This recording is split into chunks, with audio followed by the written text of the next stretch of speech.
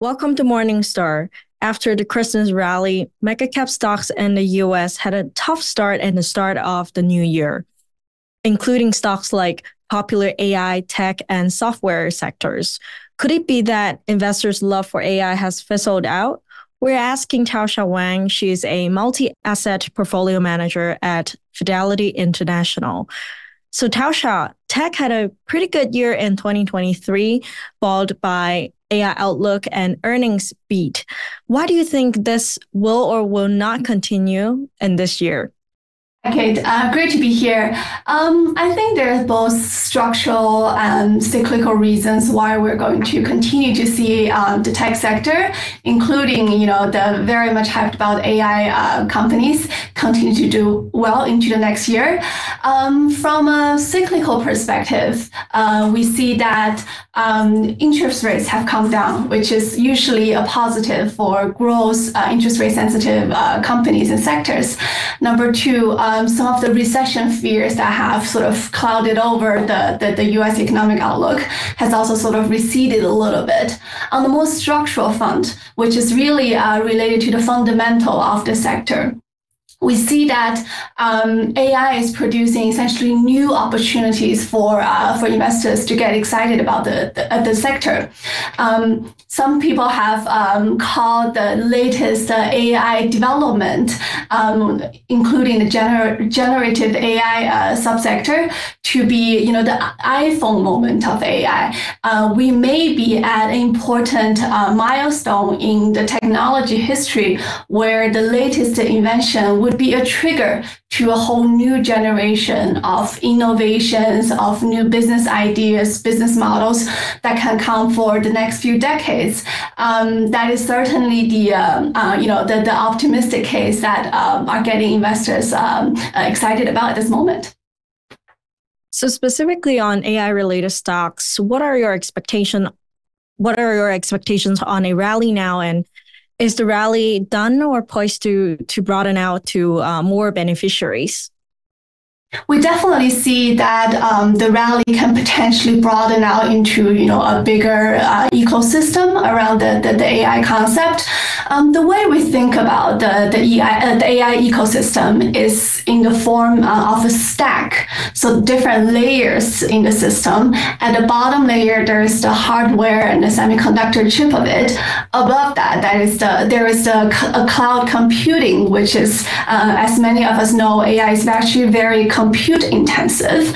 And on top of that would be the different applications that actually put this technology into real business use cases.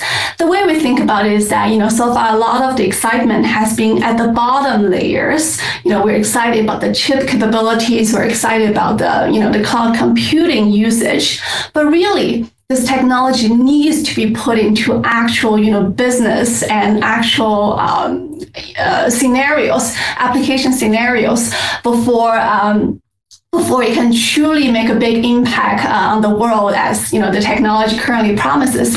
So we do look forward to seeing more value being created into the different parts of the stack of the AI ecosystem. Right, that's very interesting. And let's put these views into the context of today's market. So how are you identifying the opportunities right now with these views, and what are the gauges? Well, investors, we often think about things from a risk-reward perspective. If you put it in the context of AI, we think about it from, certainty versus valuation, which is, a form of trade-off as well. Going back to the AI stack that we were talking about, the bottom layers are essentially chip manufacturer and cloud computing service providers. And we know there are a lot more certainty to these two layers because, the big players in these two layers are pretty obvious to everyone. Where there's a lot more uncertainty is in the top layer, i.e. the application layer. AI promised to be useful in so many different scenarios, and it promised to be so general purpose, so adaptable, so easy to use. So it's really up to different companies to come up with how they can most effectively use this tool. And there is the most uncertainty and most, I would argue, possibilities with different sector scenarios, business cases.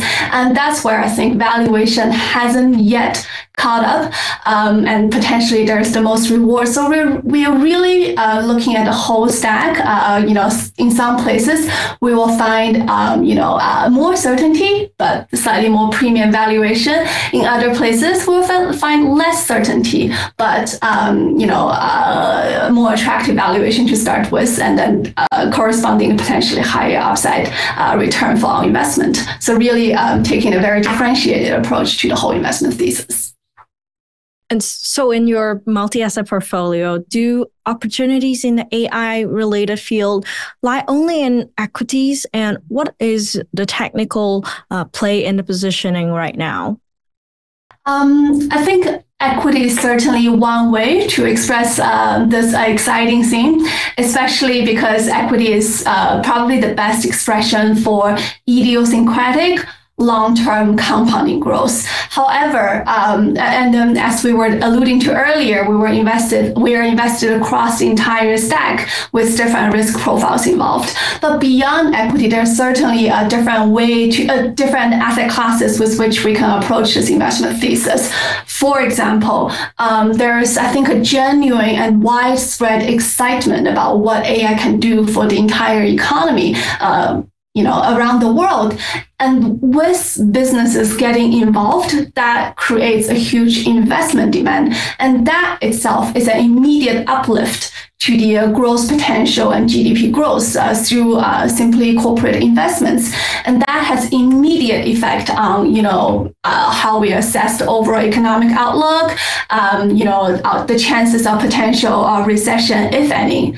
Going further down the road, as this technology becomes more adopted, there's going to be the productivity boost, which is, the great promise of AI. With greater productivity, you can uplift future economic growth. You can potentially have higher neutral interest rate just because there's a greater demand for capital for all kinds of investments.